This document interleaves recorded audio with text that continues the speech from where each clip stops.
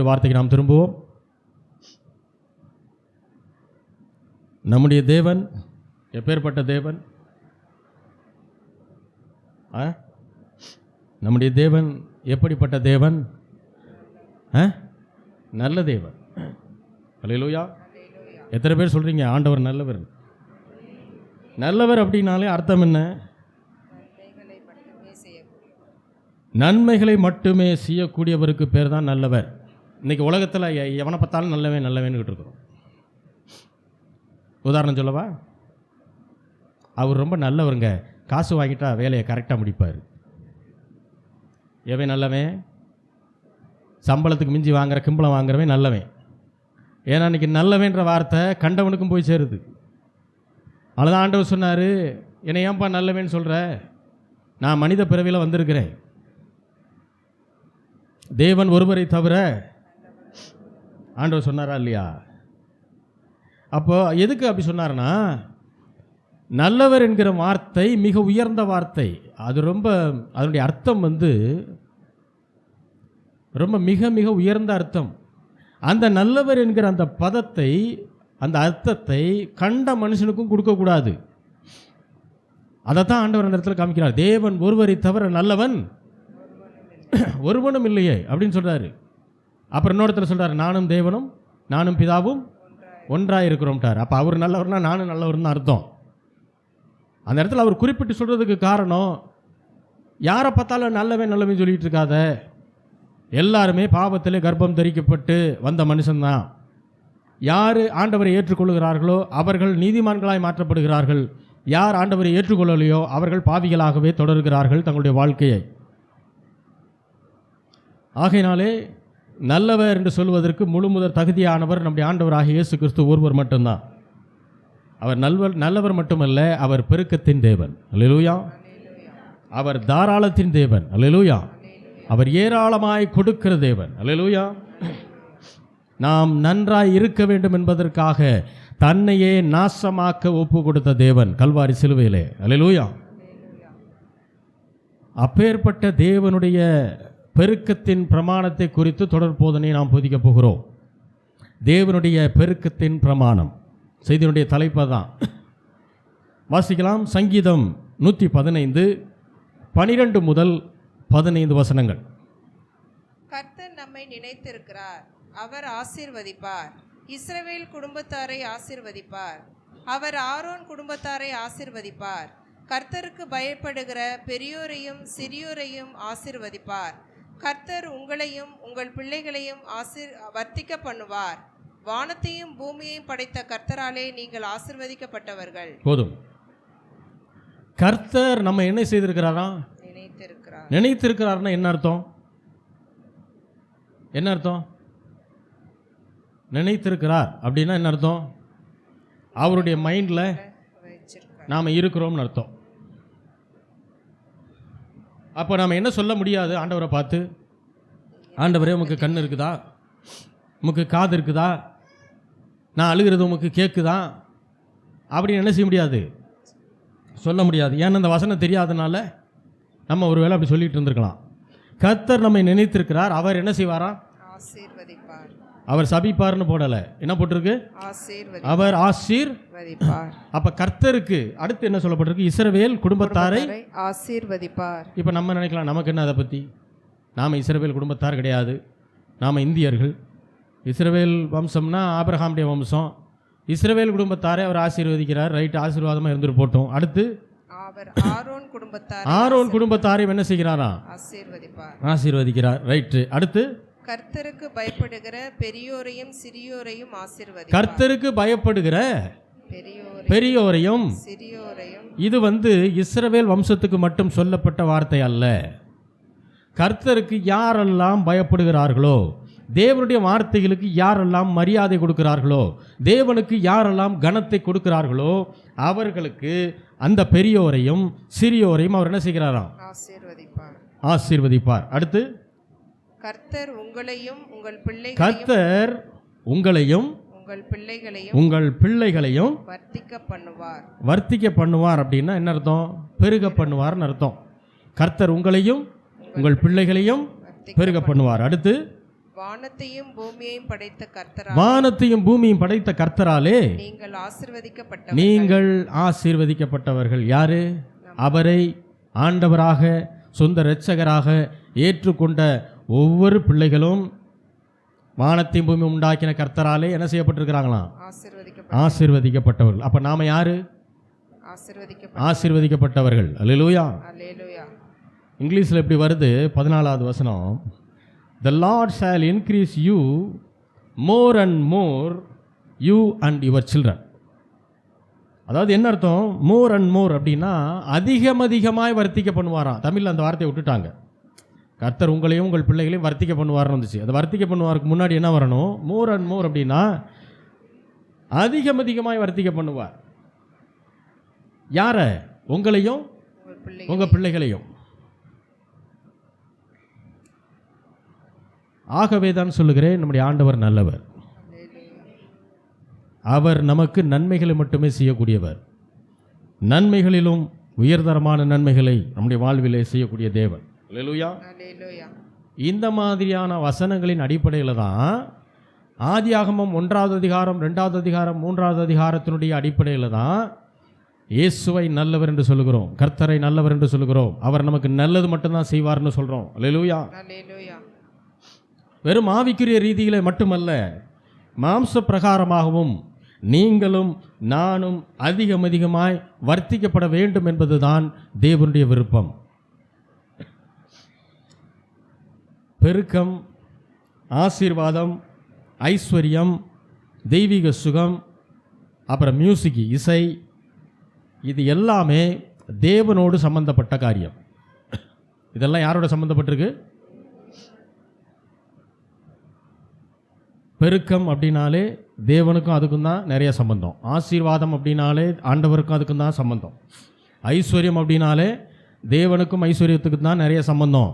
சுகம் அப்படின்னாலே தேவனுக்கும் அதுக்கும் தான் நிறைய சம்பந்தம். அதே போல் மியூசிக், இசை என்றால் அது யாரோட சம்பந்தப்பட்டது? ஏன்னா இசைக்கென்று வர்ஷிப் லீடரா ஆண்டவர் முதலில் உருவாக்கின ஒரு தூதன் யாரு? லூசிஃபர். அவன் தேவனால் படைக்கப்பட்ட ஒரு தூதன், தேவனை ஆராதிப்பதற்கென்று படைக்கப்பட்ட ஒரு தூதன். அவனுடைய அந்த செட்டை அப்படி விரிச்சான் அப்படின்னா அதுலேருந்து மியூசிக் எழும்புமா. அவ்வளவு டேலண்ட் ஆண்டவர் அவனுக்கு கொடுத்து அவனை உண்டாக்கியிருந்தார்.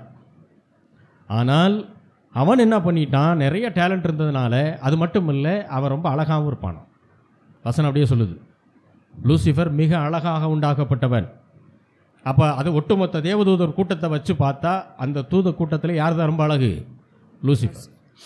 அப்பேற்பட்ட ஒரு தேவதூதனாக இருந்தவன் தேவனை விட தன்னை கடவுளாக நினைத்ததுனால, நான் ஏன் அவரை வணங்கணும், என்ன 4 பேர் வணங்கட்டும்னு இருதயத்தில் நினைச்சதுனால அவன் கீழே விழத்தள்ளப்பட்டு போனான் தேவனால்.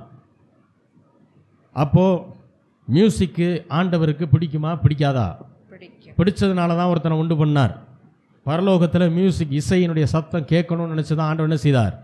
ஒரு துதி ஆராதனை செய்யக்கூடிய ஒரு வர்ஷிப் லீடரை என்ன செஞ்சார்? ஆண்டவர் உருவாக்கினார். ஏன்னா நிறைய பேர் என்ன நினைக்கிறாங்கன்னா, மியூசிக்குக்கும் ஆண்டவருக்கு சம்பந்தம் இல்லை, அது பிசாசோட தொடர்புடையதுன்னு நினைக்கிறான். கிடையாது. இசையை உண்டு பண்ணினவர் ஆண்டவர். அல்லேலூயா. அதை ஜனங்கள் என்ன பண்ணுறாங்க?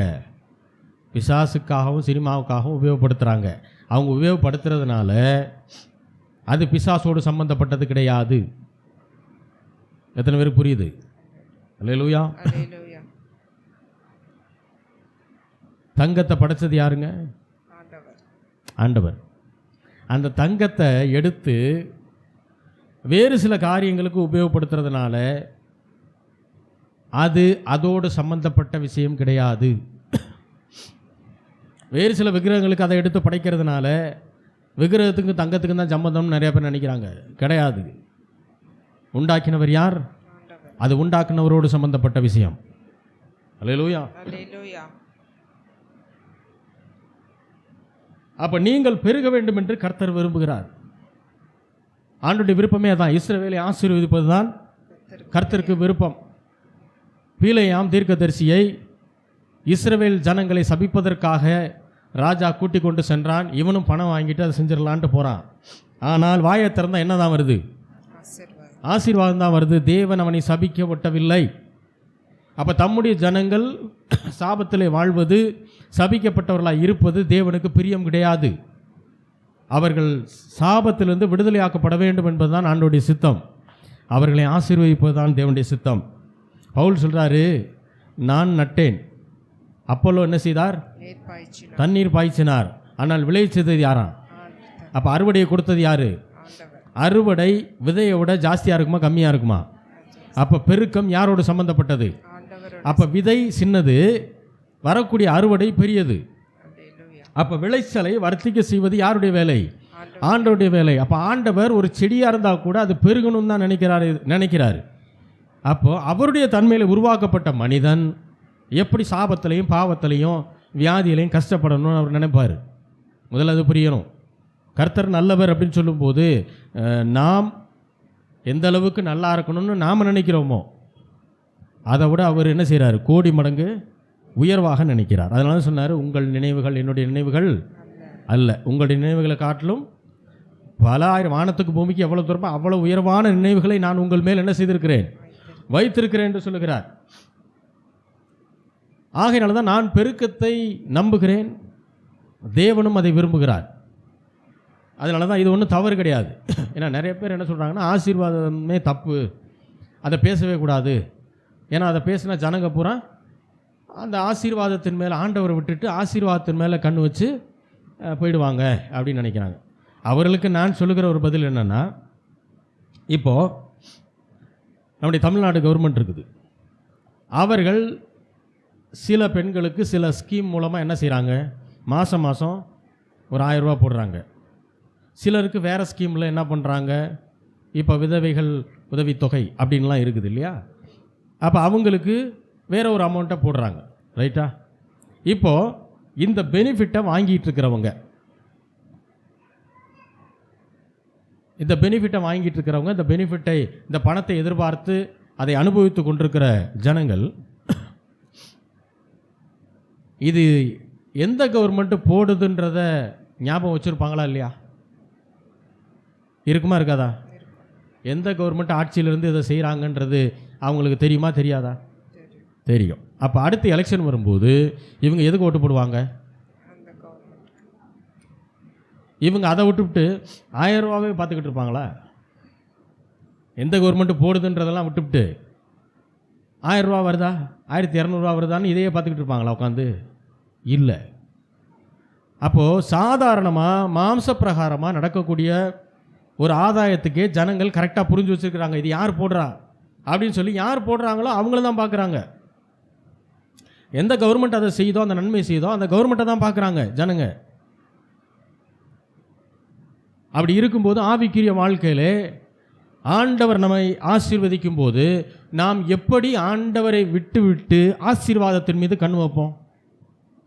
யாரோ 1-2 பேர் செய்கிற தப்பை வச்சுக்கிட்டு ஆசீர்வாதமே தப்புன்னு சொல்கிறது ரொம்ப தப்பு. அல்லேலூயா. இன்னொன்று, சிலர் ஆசீர்வாதத்துக்கு விரோதமாக பேசுவாங்க, பிரசங்கமே பண்ணுவாங்க, அதெல்லாம் தப்பு, அப்படி ஆக்கும் இப்படி ஆக்குன்னுவாங்க. ஆனால் அவங்களுக்கு என்ன வேணும்? ஆசீர்வாதம் வேணும். அவங்க தனியாக போய் என்ன செய்வாங்க? ஜெபம் பண்ணி, ஆண்டவரே என் பிள்ளையை ஆசீர்வதி, இந்த ஊழியத்தை பெருக செய்யும் அப்படின்னா என்ன அர்த்தம்? அது ஆசீர்வாதம் தான். நல்ல உடல் சுகத்தினால் நிரப்பும் அப்படின்னா என்ன அர்த்தம்? அது ஏன்னா, ஏன் ஆசீர்வாதத்துக்கு விரோதமான பேச்சுக்கள் வருது, பிரசங்கங்கள் வருதுன்னா, ஆசீர்வாதம்னா என்னன்னே தெரியல. அது நினைக்கிது ஆசீர்வாதம்னா வெறும் பணம் மட்டும்னு. அதுக்கு பேர் ஐஸ்வர்யம். அதுக்கு தனியாக ஒரு வார்த்தை இருக்குது பைபிளில், ஐஸ்வர்யம். கர்த்தரின் ஆசீர்வாதம் தான் எதை கொண்டு வருமா? அப்போ ஐஸ்வர்யம் வேறு, ஆசீர்வாதம் வேறு என்பது தெளிவாக தெரியுது. இந்த ஐஸ்வர்யம் ஆசீர்வாதத்துக்குள்ள வரக்கூடிய ஒரு பகுதி. நிறைய பேர் என்ன நினைக்கிறான்? ஆசீர்வாதம் அப்படின்னாலே பணம் பணம் பணம் பணம் பணம். அதுதான் ஆக்சுவலாக மணி மைண்டடாக இருக்குது. சத்தியம் தெரியல. ஆசீர்வாதம்னா என்னன்னு தெரியல. ஆசீர்வாதம் என்பது வசனம் சொல்லுது இல்லையா, கர்த்தரின் ஆசீர்வாதமே. ஐஸ்வர்யத்தை சரி, தரும். அப்போ அடுத்த கேள்வி என்ன? கர்த்தரின் ஆசீர்வாதம்னா என்ன? கர்த்தரின் ஆசீர்வாதம்னா என்ன தெரியல நமக்கு. ஆபிரகாமின் ஆசீர்வாதம் தான் கர்த்தரின் கர்த்தருடைய ஆசீர்வாதம். ஆசீர்வாதம். ஏன்னா ஆபிரகாமின் ஆசீர்வாதம் கர்த்தராகிய இயேசு கிறிஸ்துவின் மூலமாக நமக்கு உண்டாயிருக்கும்படி அப்படிதான் பவுல் எழுதுறார். அப்போ அடுத்த கேள்வி, அப்போ ஆபிரகாமின் ஆசீர்வாதம்னா என்ன? அது புரிஞ்சாதானே கர்த்தரின் ஆசீர்வாதம் புரியும். கர்த்தரின் ஆசீர்வாதம் புரிஞ்சாதானே அது நமக்கு இருக்கா இல்லையா, ஆண்டவர் நம்மளை ஆசீர்வதிச்சிருக்காரா இல்லையான்னு தெரியும். அப்போ நல்லா கவனிங்க, ஆபிரகாமின் ஆசீர்வாதம்னு சொல்லும்போது ஆபிரகாமுடைய வாழ்க்கை வரலாறை பார்த்தீங்கன்னா, ஆபிரகாமுக்கு ஒரு நல்ல வாழ்க்கை இருந்தது. முதலாவது என்னது? நல்ல வாழ்க்கை. இரண்டாவது, ஆபிரகாமுக்கு எடுத்த காரியத்தில் எல்லாம் வெற்றியை பெற்றார். யுத்தத்துக்கு போனால் வெற்றி, அவர் செய்கிற காரியமெல்லாம் வெற்றி, அவர் செய்கிற பிஸ்னஸ் வெற்றி, ஆடு மாடுகளில் பெருக்கம். அப்போ முதல்ல நல்ல வாழ்க்கை, ரெண்டாவது என்னது? வெற்றி. மூன்றாவது தெய்வீக சுகத்தோடு வாழ்ந்தார். வயசாகி தான் இறந்தாரே தவிர வியாதிப்பட்டு சாகலை. நிறைய பேர் நினைக்கிறாங்க சாகணும்னா வியாதி வரணும்னு. கிடையாது. சாகணும்னா வியாதி வரணும்னு அவசியம் கிடையாது. நம்முடைய ஆவி நம்முடைய சரீரத்தை விட்டு பிரிஞ்சா போதும். அல்லேலூயா. அப்போ தெய்வீக சுகத்திலே வாழ்கிறார். நான்காவது ஐஸ்வர்யத்திலே அவர் பொன்னும் வெள்ளியுடைய சீமானாக இருந்தார். அப்போ ஐஸ்வர்யத்தில் வாழ்கிற இந்த நாலு சேர்ந்ததுக்கு பேர் தான் என்னதுங்க? ஆசீர்வாதம். இது நிறைய ஊழியக்காரனுக்கே தெரியாது. அவன் ஆசீர்வாதம்னா வெறும் பணம் பணம் பணம்னு ஆசீர்வாதத்துக்கு விரோதமாக பேசிக்கிட்டே இருப்பான். அவனுக்கும் ஆசீர்வாதம் வராது. அல்லேலூயா. கர்த்தர் தன்னுடைய ஜனங்களை என்ன செய்யணும்னு விரும்புகிறாராம்? ஆசீர்வதிக்கணும்னு விரும்புகிறாரு. ரைட்டுங்களா? இப்போ நான் கர்த்தருடைய ஊழியக்காரன்னா கர்த்தருக்கு எது பிரியமோ அதுதான் எனக்கும் பிரியமாக இருக்கணுமே ஒழிய அவருடைய விருப்பத்துக்கு எதிராக ஒரு விருப்பத்தை நான் என்ன செய்யக்கூடாது? வைக்கக்கூடாது. அல்லேலூயா. அல்லேலூயா. அநேகர் தெரிஞ்சோ தெரியாமலோ தேவனுடைய விருப்பத்துக்கு எதிராக என்ன செய்கிறாங்க? பேசிக்கொண்டிருக்கிறார்கள். அநேக சபைகளில் பிரசங்கமே திட்டுறது தான். எல்லாத்தையும் பிடிச்சி திட்டி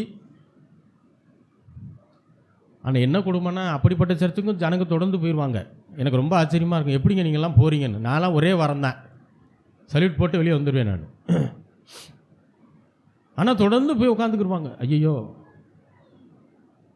போனாலும் திட்டு, போகலைனாலும் திட்டு.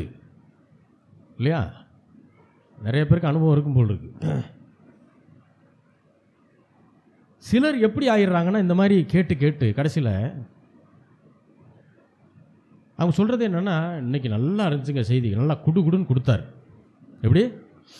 நல்லா குடுன்னு கொடுத்தாரு சொல்கிறது. அவங்களுக்கு இப்படி செய்தியை கேட்டு கேட்டு கடைசியில் என்ன ஆகிடுது?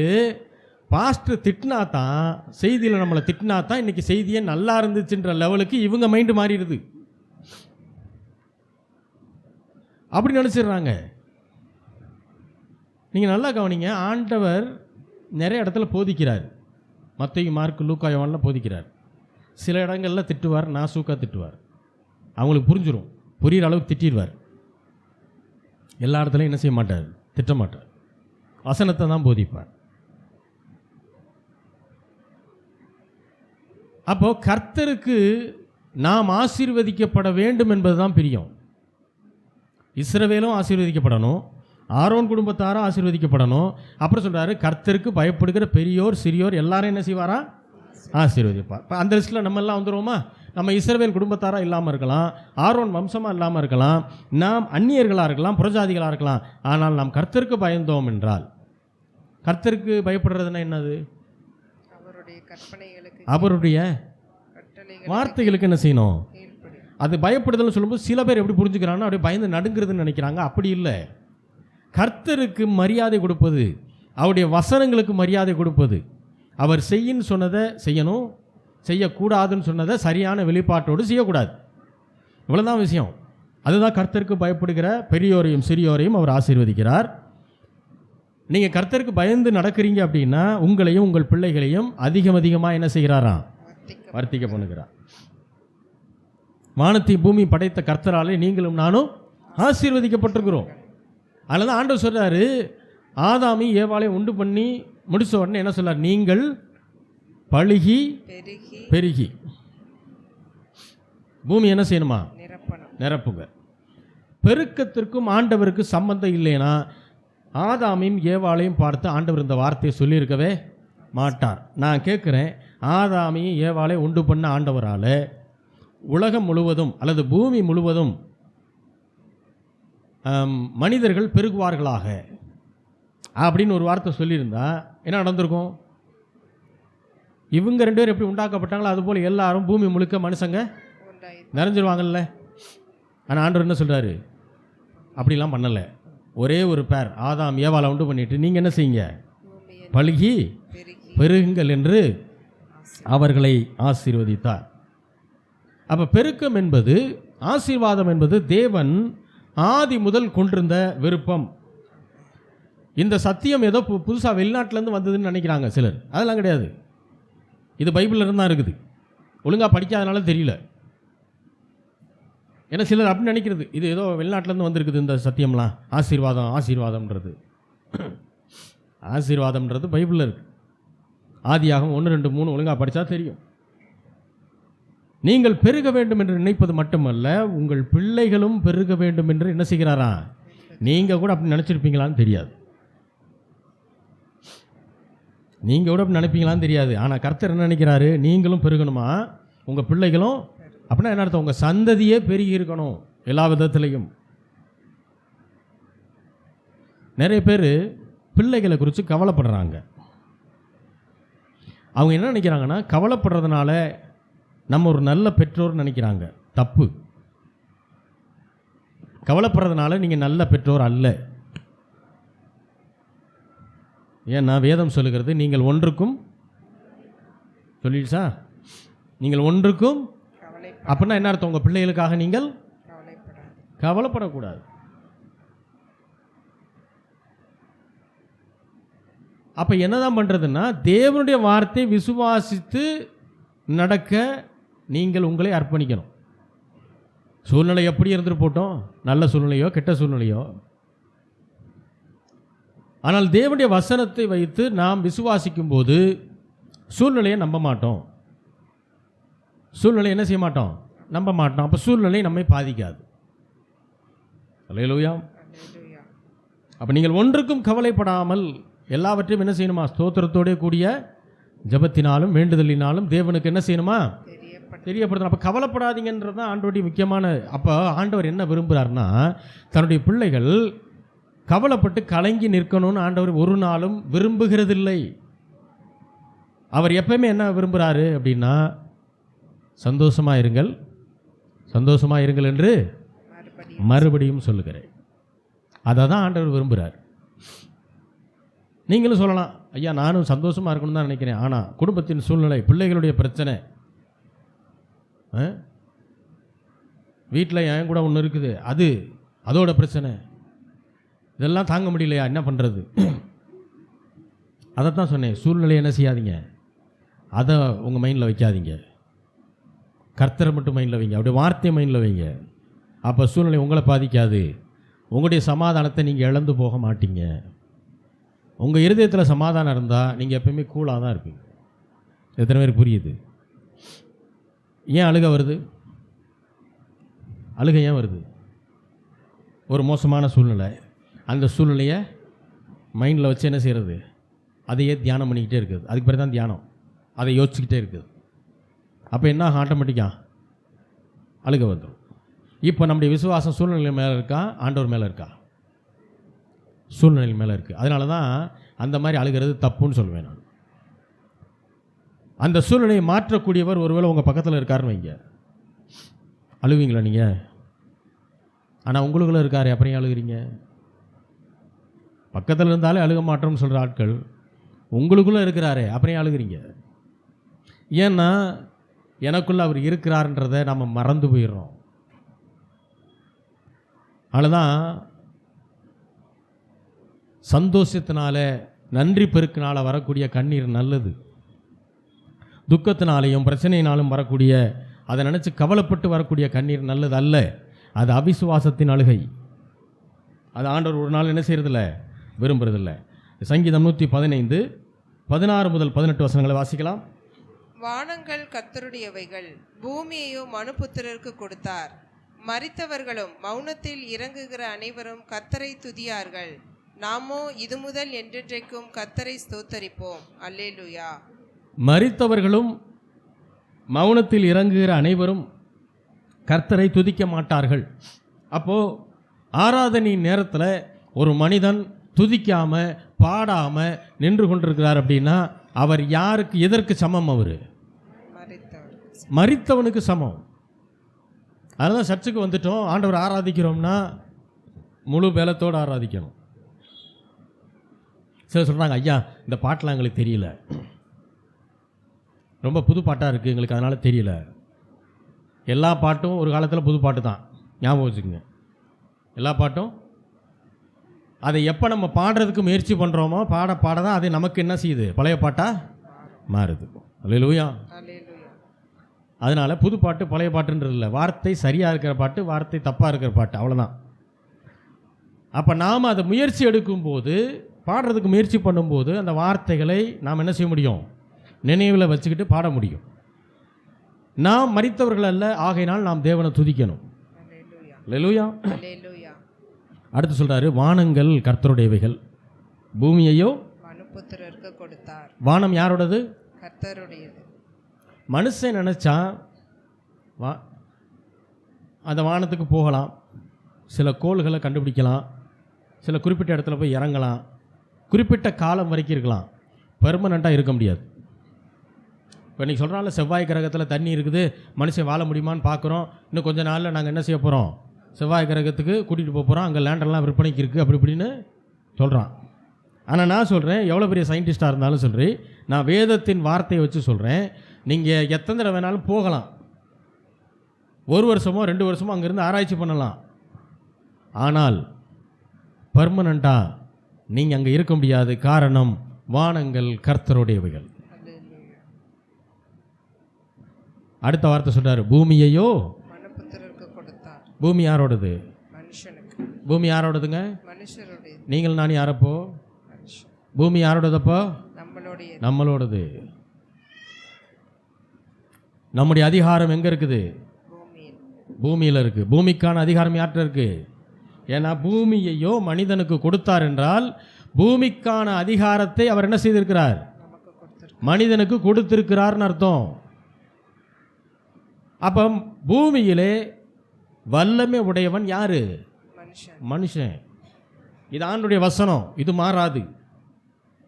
அதனால தான் மனுஷனுடைய சொல்லுக்கு ஒரு சிங்கம் கீழ்ப்படியுது, மனிதனுடைய வார்த்தைக்கு ஒரு யானை கீழ்ப்படியுது. அவ்வளோ ஏங்க, திமிங்கலத்தை கண்ட்ரோல் பண்ணுறான் ஆழ்கடலில் போய் நடக்குது. டிஸ்கவரிலாம் பார்த்தீங்கன்னா தெரியும். ஆழ்கடலுக்கு போகிறான், இவன் சொல்கிற மாதிரி திமிங்கலம் கேட்குது. எப்படி நடந்துச்சு? திமிங்கலத்தை கம்பேர் பண்ணும்போது இவன் சாதாரண ஒரு மனுஷன், வாயை லேசாக திறந்து மூடிச்சுன்னா இவன் முடிஞ்சிச்சு கதை. ஆனால் இவருடைய வார்த்தையை இது மீன்கள் கேட்குது, செவி கொடுக்குது. எப்படி நடக்குது இது? காரணம், மனிதன் இருக்கிற படைப்பிலே உயர்வான படைப்பு. அவன் தேவனுடைய தன்மையிலே உருவாக்கப்பட்ட மனிதன். அதனால் தேவனுடைய வார்த்தைக்கு என்ன வல்லமையோ ஏறக்குறைய அந்த வல்லமை உடையவன் மனிதன். அதனால தான் வார்த்தை வல்லமை உள்ளது. இஷ்டத்துக்கு வாயை திறந்து பேசிகிட்டு இருக்கக்கூடாது. என்ன பேசுகிறோமோ அதான் நடக்கும் நம்முடைய வாழ்க்கையில். யோவான் 10வது அதிகாரம் 10வது வசனம். யோவான் 10:10.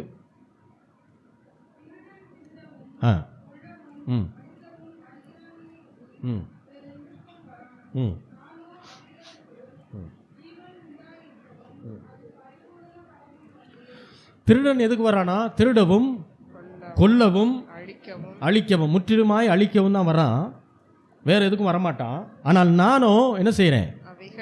அவைகளுக்கு ஜீவன் உண்டாயிருக்கும், அந்த ஜீவன் பரிபூர்ணப்படணும்.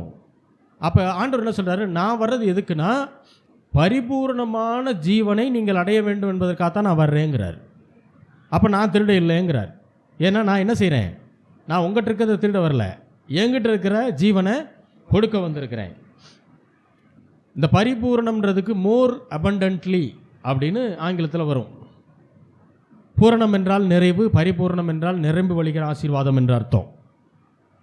தேவனுடைய ஞானம், தேவனுடைய அறிவு, தேவன் செய்கிற நன்மைகள், தேவனுடைய வல்லமை, தேவனுடைய ஆசீர்வாதம், இது எல்லாம் அதிகமாய் நமக்கு என்ன செய்யணும்? வர வேண்டும். ஜீவனை கொடுக்க வந்தார் அப்படின்னா பொதுவாக என்ன நினைக்கிறாங்க? உயிரை கொடுக்க வந்தார்னு நினைக்கிறாங்க. அதுக்கும் தான் வந்தார். ஆனால் ஆண்டவர் இங்கே சொல்கிற ஜீவன் என்பது உயிரை அல்ல, அதுக்கு ஆங்கிலத்தில் லைஃப்னு வரும். லைஃப்னா என்னதுங்க? வாழ்வு அல்லது வாழ்க்கை. அப்போ ஆண்டவர் எதை கொடுக்க வந்தாரா? வாழ்வை கொடுக்க வந்தார். அந்த வாழ்க்கை பரிபூர்ணமான வாழ்க்கையாக இருக்கணும்னு விரும்புகிறார். அல்லேலூயா. அப்போ குவாலிட்டி ஆஃப் லைஃப், தரமான வாழ்வை தேவன் நமக்கு கொடுக்க விருப்பமுள்ள தேவனாய் இருக்கிறார். அல்லேலூயா. மோர் அபண்டன்ட்லி, பரிபூர்ணமான ஜீவனை கொடுக்கிறார். மோர் தென் எனஃப் அப்படின்னு ஒரு வார்த்தை வருது. அப்படின்னா என்ன அர்த்தம்னா, போதுமானதுக்கும் மிகவும் அதிகமாய். போதுமானதுக்கும் மிகவும் அதிகமாய். இதுதான் தேவனுடைய சுவாபம். ஏன் நல்லவர்னு சொல்கிறோம்னா இதனால தான். அவருடைய சுவாபம் அப்படிதான், இப்படி தான் செய்கிறாரு. அதாவது நிரம்பி வழிந்து கொண்டிருக்கிற அளவுக்கு அதிகமாக இருப்பது, நிரம்பி வழிகிற அளவுக்கு அதிகமாய் இருப்பது, தேவைக்கு அதிகமாக இருப்பது. இன்னும் சுருக்கி சொல்லணும்னா, தேவை இருக்குது, தேவை சந்திக்கப்படுது, ஆனால் தேவைக்கு அதிகமாக என்ன செய்யும்? இருக்கும். ஒரு ஷாக்கிங்கான விஷயம் சொல்கிறேன். மிக மிக மிக ஆடம்பரமாக வாழ்கிறவர் நம்முடைய கர்த்தர் பரலோகத்தில். மிக மிக மிக.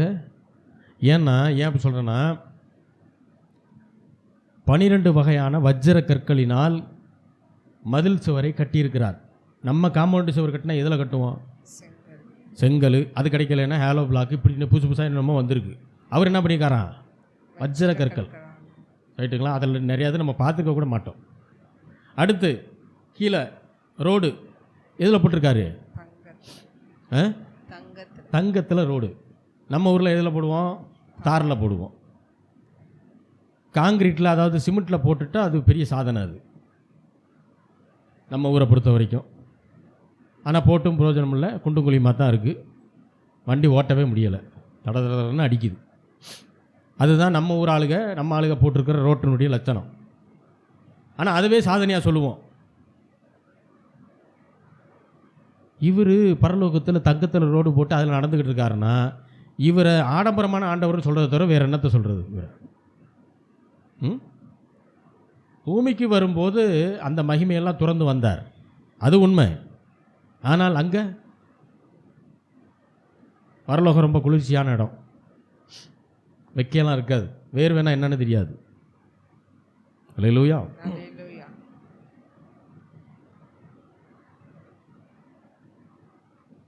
பெருக்கத்தின் தேவன், ஐஸ்வர்யத்தின் சம்பன்னர். உங்கள் சூழ்நிலையை வச்சு ஆண்டவரை ஒருபோதும் எடை போடக்கூடாது. சரிங்களா? உங்கள் சூழ்நிலையை வச்சு என்ன செய்யாதீங்க? ஆண்டவரை எடை போடாதீங்க. வேதத்தை வச்சு தான் ஆண்டவரை எடை போடணும். மத்தேயு, மார்க்கா, லூக்கா, யோவான், இதில் ஆண்டவர் எப்படிப்பட்டவராக இருக்கிறார்ன்றதை நீங்கள் படித்து பார்த்து அவர் அண்டர்ஸ்டாண்ட் பண்ணிக்கிட்டு தான் என்ன செய்யணும்? வேதத்தை, வார்த்தையை வச்சு தான் ஆண்டவர் என்ன செய்யணும்? எடை போடணுமே தவிர உங்கள் சூழ்நிலை இன்றைக்கி நல்ல சூழ்நிலை இருக்கும், நாளைக்கு மோசமான சூழ்நிலை இருக்கும், இதை வச்சுக்கிட்டு ஆண்டவர் என்ன செய்யக்கூடாது? எடை போடவே கூடாது. எப்பேற்பட்ட ஐஸ்வர்யத்தின் தேவன் என்பதை புரிந்து கொண்டு அவரை விசுவாசித்து அவரை எதிர்பார்த்து அவர் எதிர்பார்க்கிற நிலைமைக்கு நாம் வளரணும். அல்லேலூயா. எப்போ பார்த்தாலும் நாம் குறைவுள்ள வாழ்க்கையை வாழ வேண்டும் என்று ஆண்டவர் விரும்புகிறதில்லை. ஆகையினால நீங்களும் அப்படி விரும்பாதீங்க. பரிபூர்ண ஜீவன், அதாவது நித்தியமான பூரணமான ஒரு வாழ்வை நாம் வாழணும். இதுதான் தேவனுடைய விருப்பம். தேவனுடைய விருப்பம் தான் நம்முடைய விருப்பமாகவும் இருக்கணும். அதனால தான் சொல்கிறோம், என்னுடைய சித்தத்தை விட தேவனுடைய சித்தம் என்னுடைய வாழ்க்கையில் நடக்கணும்னு சொல்கிறோம் இல்லையா?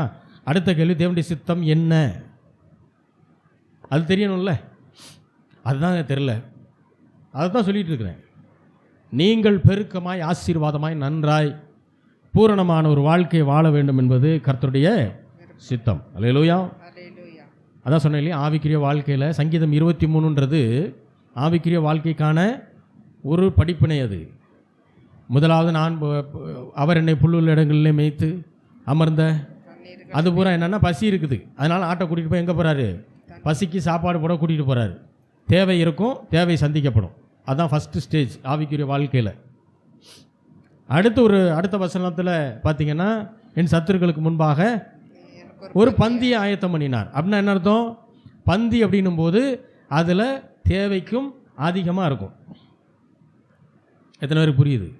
தேவைக்கும் அதிகம் அதிகமாக இருக்கும். அதுக்கு முதல் ஸ்டேஜ் என்ன? தேவை இருக்குது, ஜெபம் பண்ணுறோம், தேவையை சந்திக்கிறார். இதுதான் ஸ்பிரிச்சுவல் லைஃப்பில் முதல் ஸ்டேஜ், ஃபஸ்ட்டு ஸ்டேஜ். இப்போ ஆண்டவர் மேலே இன்னும் நம்பிக்கை விசுவாசமும் வரும். அடுத்த ஸ்டேஜ் தொடர்ந்து ஆண்டவருக்கு பயந்து கர்த்தருக்கு பயந்து அப்படி வழிகள் நடக்கிறவன் எவனோ அவன் பாக்கியவான். அவருக்கு பயந்து நாம் நடக்கும்போது, அவருடைய கட்டளையில் கீழ்ப்படிந்து நடக்கும்போது செகண்ட் ஒரு ஸ்டேஜ் வருது, பந்தி. பந்தியில் எப்பயுமே தேவைக்கு அதிகமாக தான் இருக்கும். அது தேவைகள் சந்திக்கப்படுறது மட்டுமல்ல, மீதமும் இருக்கும் அந்த இடத்துல. நீங்கள் கல்யாண பந்தி எடுத்துங்களேன், நிறைய மீதமாக என்ன செய்வாங்க? கொடுத்ததெல்லாம் போக கடைசியில் எங்கெங்கேயாவது கொடுக்கறதுக்கு தான் முயற்சி பண்ணுவாங்களே தவிர அவங்க வச்சுக்க மாட்டாங்க. முடியாது, அவ்வளோ இருக்கும்.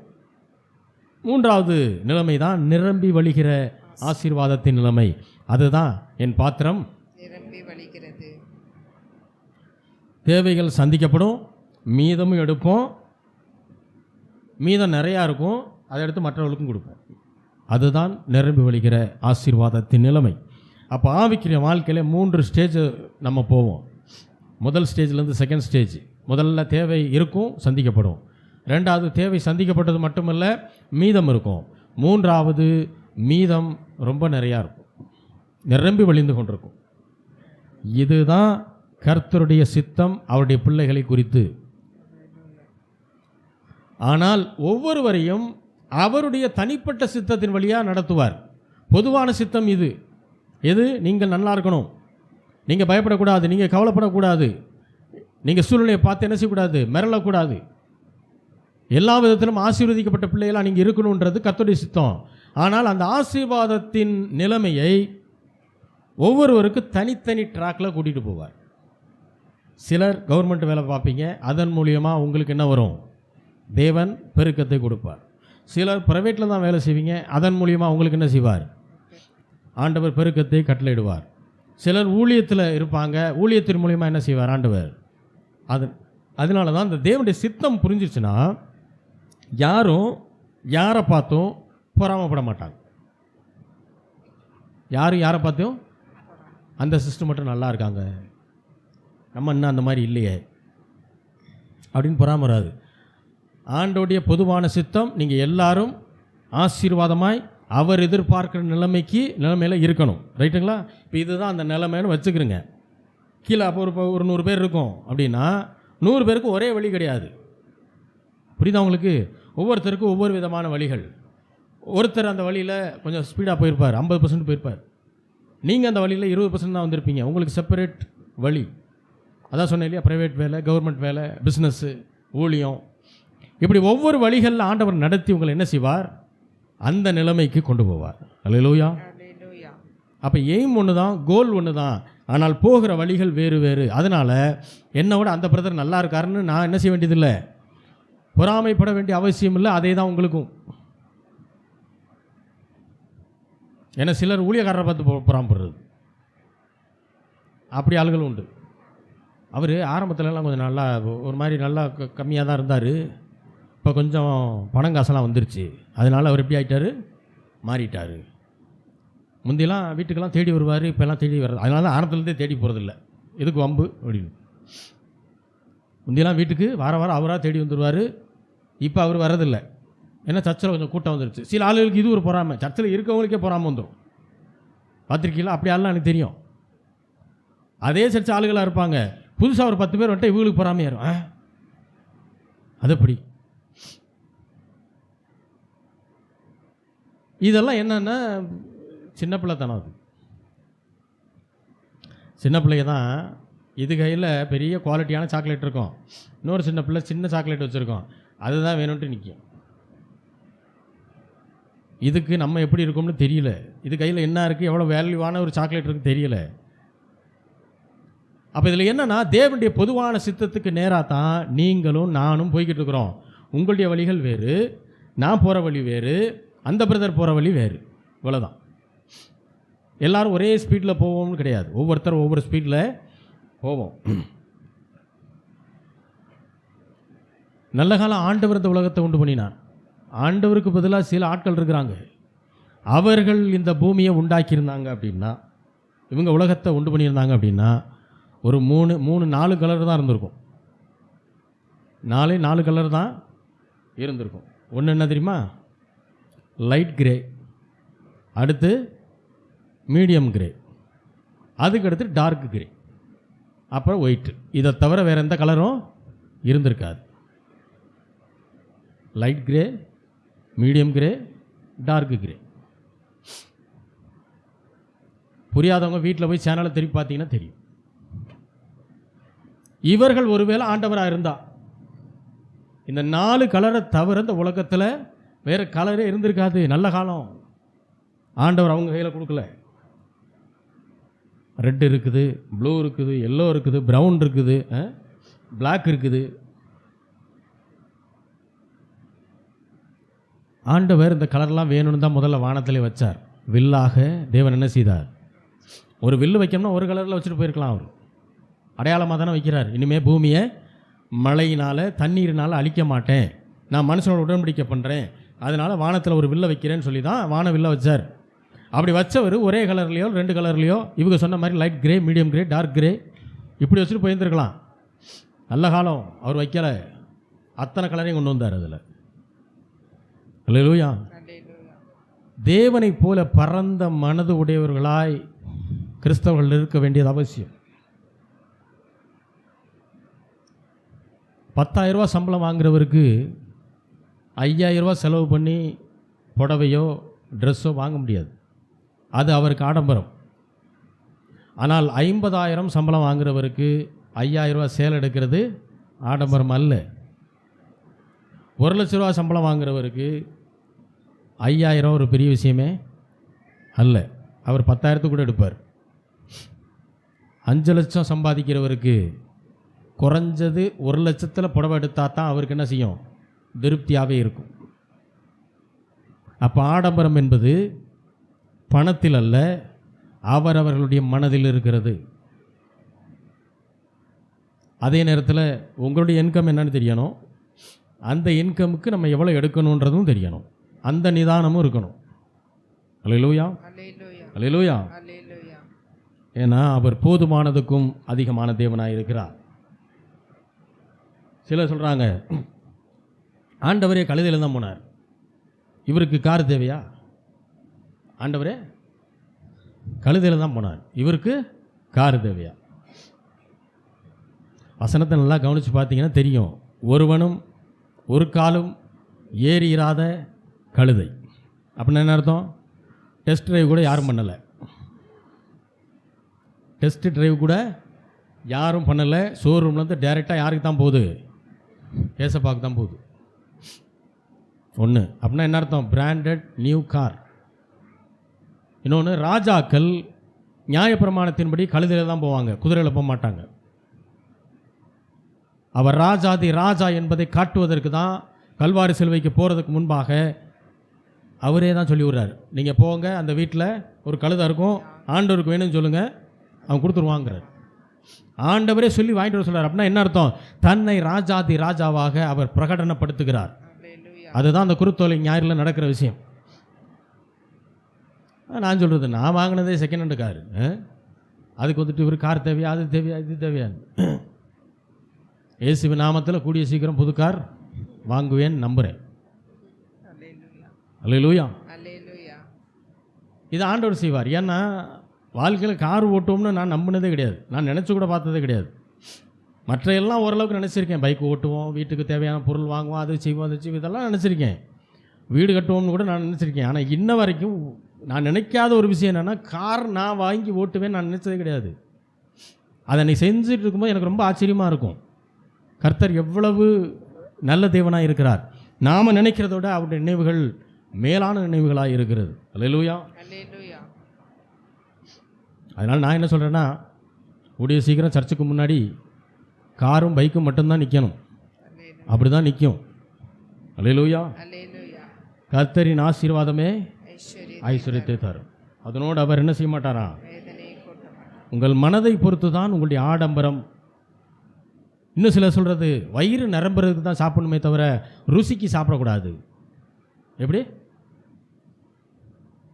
வயிறு நிரம்புறதுக்கு தான் சாப்பிடணும், ருசிக்கு என்ன செய்யக்கூடாதான். இப்போ இந்த நாக்கில் வந்து ருசியை அறியக்கூடிய டேஸ்டி பட்ஸ் அப்படின்னு சொல்லுவோம் ஆங்கிலத்தில். ருசியை அறியக்கூடிய நரம்பு முடிச்சுகள் அப்படி சொல்லலாமா? அதை ஆண்டவர் நாக்கில் தான் வச்சுருக்கார். எதுக்கு வச்சார்? ருசிக்கு சாப்பிடக்கூடாதுன்னு நினச்சிருந்தா அந்த ருசியை அறியக்கூடிய தன்மையை தேவன் நாக்கில் வச்சிருக்க வேண்டியதே இல்லை. நம்ம வாட்டுக்கு யானைக்கு உருட்டுற மாதிரி உருட்டி என்ன செய்யலாம்? லபக்கு லபக்குன்னு வாயில் போட்டு சாப்பிட்றலாம். டேஸ்ட் எதுக்கு டேஸ்ட்டு? அதெல்லாம் தேவையில்லை. ஆனால் அவர் சர்வஞானி. அதனால தான் இப்படிலாம் மனுஷன் பண்ணுமான்னு தெரியும் அவருக்கு. அதுதான் நாக்கில் என்ன செஞ்சார்? டேஸ்டி பட்ஸை வச்சார். ருசித்து சாப்பிடு. யோசிச்சு பாருங்கள், ஒரு மைசூர் பாக்கு வாங்குகிறோம், வாங்கி அதை வாயில் வச்ச உடனே என்ன ஆகுது? அட்டென்ஷனில் நின்று சாப்பிட முடியுமா? அதை முடியாது. எனக்கு நான் டேஸ்ட்லாம் வந்து இது பண்ண மாட்டேன் அப்படி இப்படியே நின்று மூஞ்சி அப்படியே வச்சுக்கிட்டு அதை செய்ய முடியாது. அதை நாக்கில் போட்டோடனே கரைய ஆரம்பிச்சிடும். கரைய ஆரம்பிச்சோன்னா நம்ம என்ன செய்வோம்? நம்ம மெல்ட் ஆயிடுவோம். அவ்வளோ நல்லா செய்கிறாங்க இன்றைக்கி. ஒரு காலத்தில் மைசூர் பாக் சாப்பிட்ணும்னா சுத்தியல் வேணும், அது ஒரு காலம். இன்றைக்கி அப்படி இல்லை, இன்றைக்கி நல்லா இருக்குது. அப்போ ஆண்டவர் இதெல்லாம் உண்டாக்கி இதெல்லாம் நம்ம சாப்பிடணும், இது நம்முடைய நாவில் அந்த டேஸ்ட்டை நம்ம வந்து அனுபவிக்கணும்னு ஆண்டவர் விரும்புகிறார். அதனால தான் அதை வச்சிருக்கிறார். அல்லேலூயா. அல்லேலூயா. தேவன் பரிபூர்ணத்தின் தேவன். எத்தனை பேர் ஆமென் சொல்ல முடியும்? ஒரு ஊழியக்காரர் சொல்கிறாரு, காடுகளில் அநேக வாழைப்பழங்கள் மண்ணோட மண்ணாக மக்கிடுதான். அநேக வாழைப்பழங்கள் என்ன செய்தான்? மண்ணோட மண்ணாக விழுந்து அழுகி போயிருச்சான். அதை சாப்பிடுவதற்கு போதுமான குரங்குகள் இல்லைங்கிறார். அது சாப்பிட்றதுக்கு போதுமான குரங்கு இல்லையா?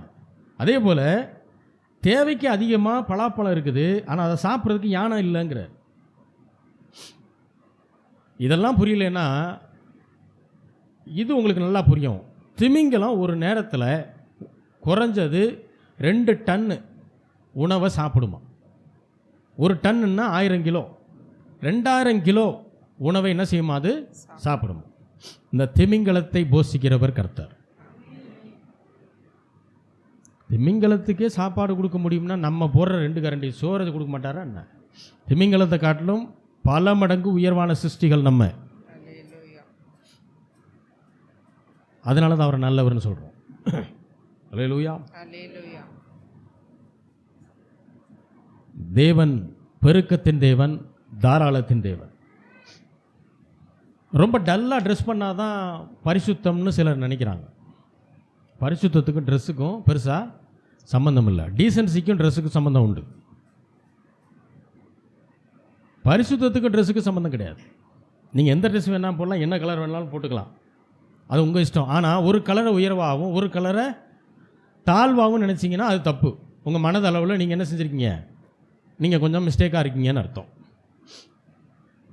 ஏன்னா சிலருக்கு கருப்பு ட்ரெஸ் ஆகாது. கருப்பா அது வேணாம், அதை எடுக்கக்கூடாது. ஏன்? அதை எடுத்தால் என்ன ஆயிரும்? என்னங்க ஆயிரும்? ஒரு விசேஷம், ஒரு ட்ரெஸ் எடுக்கணும், கருப்பு எடுக்க மாட்டாங்க. மற்ற நேரம் கருப்பு வந்தாலும் அந்த கருப்பு அவர்களுக்கு இல்லை, அது வேணாம். அவங்க நினைப்பேன்னா கருப்போட பிசாசு சேர்ந்து ஒட்டிட்டு வருதுன்னு. கருப்பை உண்டாக்கினது ஆண்டவர், ஞாபகம் வச்சுக்கோங்க.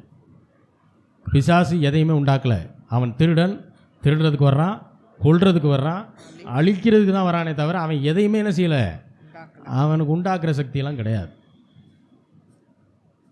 நல்ல காலம் தலையில் முடிய கருப்பாக வச்சார். ஆண்டவருக்கு நன்றி. அது மட்டும் வெள்ளையாயிடக்கூடாது யாருக்கும். ஆயிடுச்சுன்னா என்ன பண்ணுறது? என்னத்தையாவது போய் தேடி எடுத்து எங்கேயாவது எதையாவது வாங்கி தலையில் போட்டு அடிச்சுட்டு வந்துடுறது. என்னங்க வெளில தான் பிடிக்கும் நீங்கள், அப்புறம் தலைமுடிய மட்டும் ஏன் அப்படின்னா? இல்லை பஸ், அது வயசான மாதிரி வசனம் இருக்கு இல்லையா? முதியோர்களுக்கு மகிமே என்ன தான்? அவருடைய நரை வசனம் இருக்குது. நீங்கள் டை அடிங்க, அடிக்காமல் போங்க, அதை பற்றி எனக்கு ஒன்றும் இல்லை. நான் அதற்கு எதிரிலாம் கிடையாது. நம்முடைய மைண்டு மாறணும். டல்லாக ட்ரெஸ் பண்ணால் அது பரிசுத்தம் கிடையாது, அப்படிலாம் கிடையாது. அதை பார்க்குற சிலர் ஆண்டவரை ஏற்றுக்கொள்கிறதே இல்லை. ஐயோ, நம்ம இதில் போய் சேர்ந்தா, சபைக்கு போயிட்டா நம்ம இப்படிலாம் ஆயிரணுமோ, நம்ம இதெல்லாம் செய்யக்கூடாதோ அப்படின்னு தப்பாக புரிஞ்சுக்கிட்டு என்ன செஞ்சிடறாங்க. ஆண்டவர் மேலே நம்பிக்கை இருந்தாலும் அவர்கள் மனம் திரும்ப மறுக்கிறார்கள். மனைவியானவள் கணவனுக்கு கிரீடமாய், அது எப்படி சொல்லலாம், மனைவி கணவனுக்கு மகிமையாய் இருக்கிறாங்க. The wife is the glory of husband.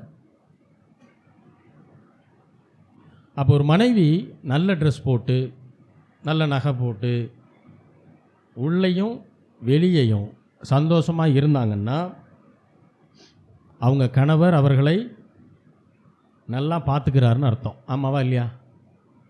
அப்படி தானே? கணவர் அவர்களை நல்லா பார்த்துக்கிட்டு இருக்காருன்னு அர்த்தம். சில கணவர்கள் எப்படின்னா, மனைவி கொஞ்சம் நல்லா ட்ரெஸ் பண்ணிட்டாலோ அல்லது கொஞ்சம் ஏதாவது இப்படி ஏதாவது ஒன்று பூசிட்டாங்கன்னா கோவம் வந்துடும். அவளுக்கு கோவம் வந்துடும். அது எப்படி? அதாவது இவரை விட அழகாக இருந்துட்டா அவங்க கோவம் வந்துடும் அவங்களுக்கு. இவர்கள் யார் அப்படின்னா மனநலன் பாதிக்கப்பட்டவர்கள். உண்மைதான்.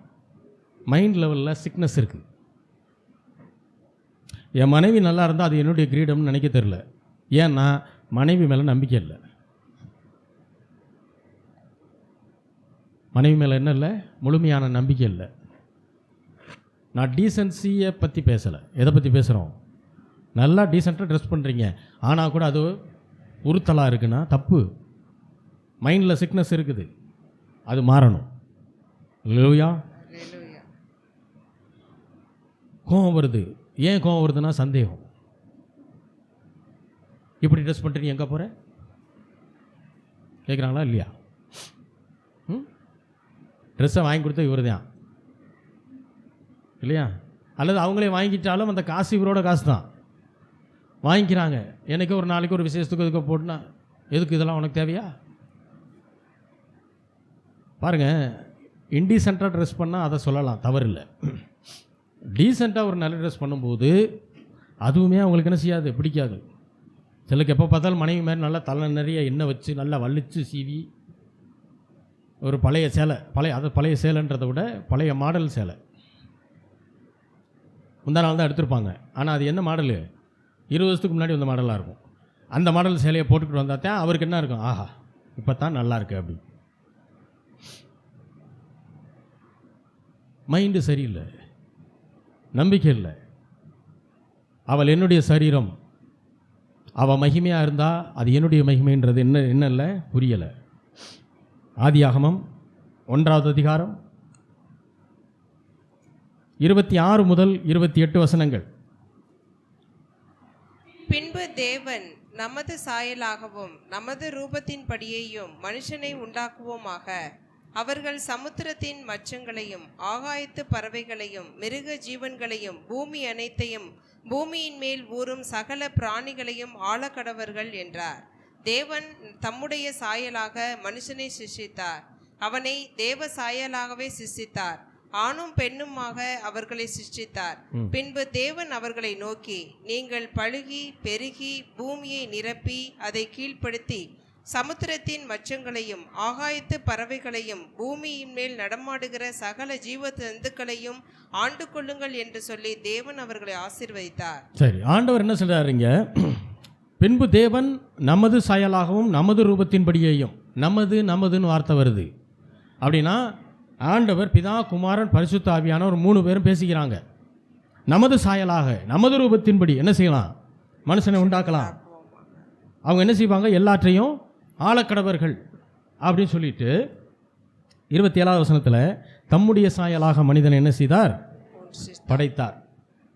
மட்டுமல்ல, அவன் மனுஷனை தேவ சாயலாகவே படைத்தார். அடுத்து என்னது, ஆணும் பெண்ணுமாக அவர்களை படைத்தார்.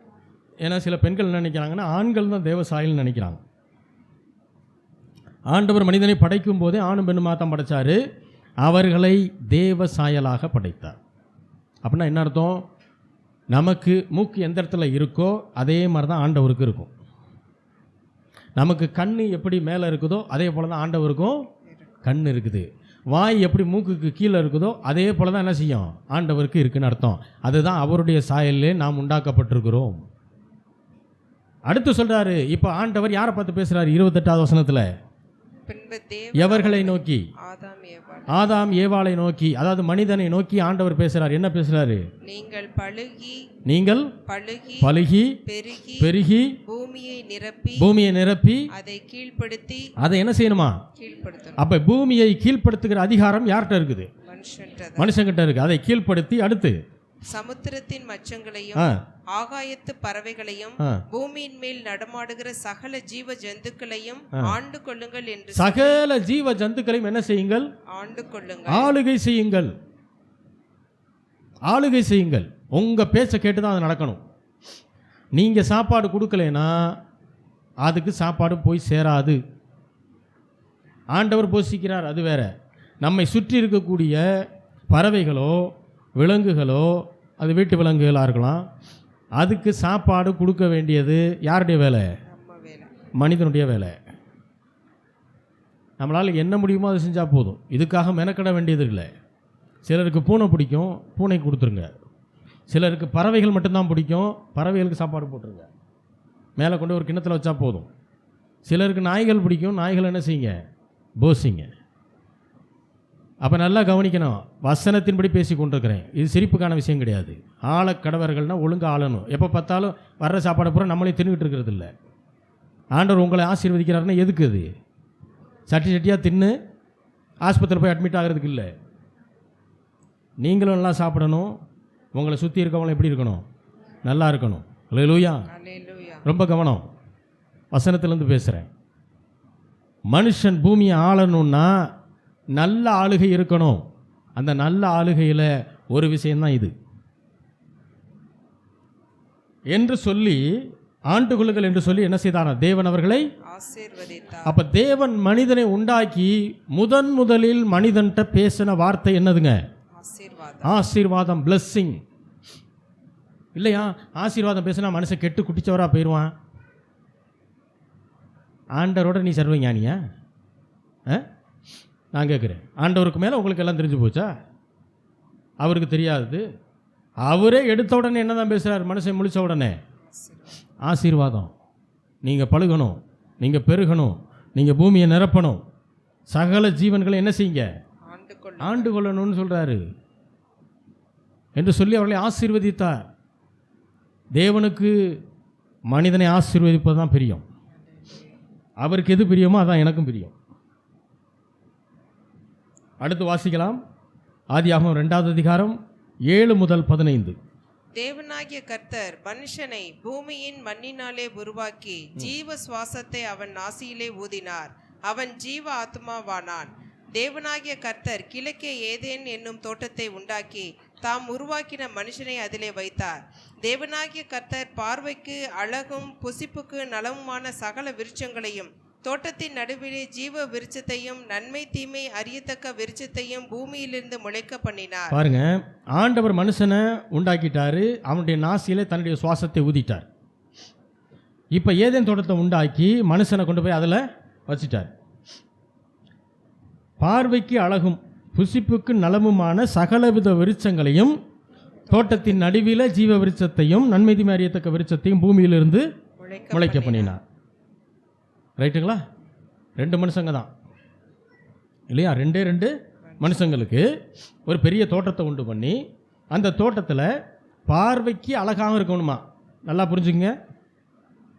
அழகெல்லாம் தப்பியா? அழகு ஆபத்து. இந்த டயலாக்லாம் தூக்கி குப்பையில் போட்டுட்டு முதல்ல என்ன செய்யுங்க? பைபிளை ஒழுங்காக படிங்க. பார்வைக்கு எப்படி இருக்கணுமா அந்த பழம்?